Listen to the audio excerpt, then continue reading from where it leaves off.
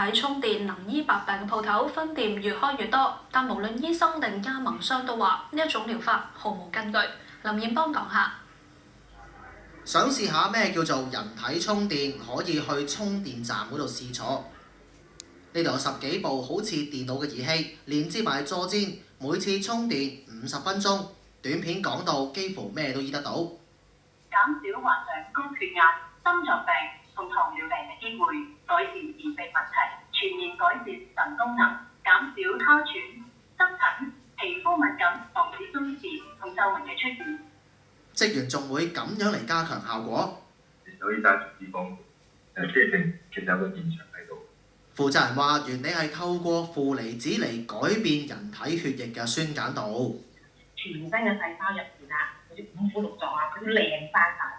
即糖尿一定係你嘅胰臟可能有啲問題啦，佢咪唔使食咯。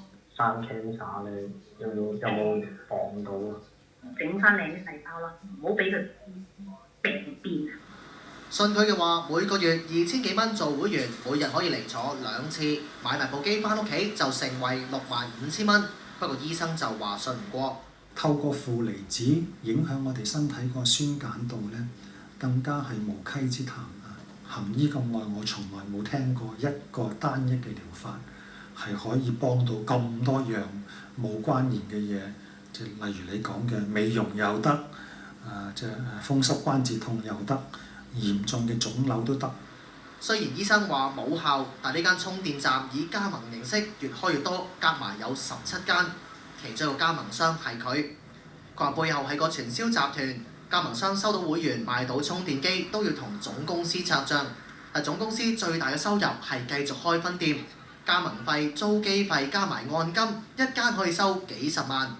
而啲加盟店最終賺定蝕，係咪醫到人，對總公司嚟講都唔係太重要。試過有電到人哋啊，有啲人就即係電暈咗入咗醫院啊，咁就揾咗一啲真係有癌症嘅一啲用家啊，或者一啲股東出嚟，但係佢用咗我哋嘅機器咧，就身體改善咗好多啦，點咁樣。咁但係後期嗰啲人咧，幾個都死晒。咁有啲人係相信我哋而去用啊，或者去買啊成咁樣，咁啊變咗我哋有時好似對唔住人哋咁樣咯。我哋向佢哋嘅總公司查詢過，負責人唔肯接受錄影訪問，最終以書面回應話，唔同嘅客人用過佢哋嘅服務之後，會有唔同嘅見解。咁至於涉及加盟商嘅事，就係商業行為，佢哋唔作進一步回應。有線電視記者林彥邦報道。講埋天氣啦，今晚大致多雲。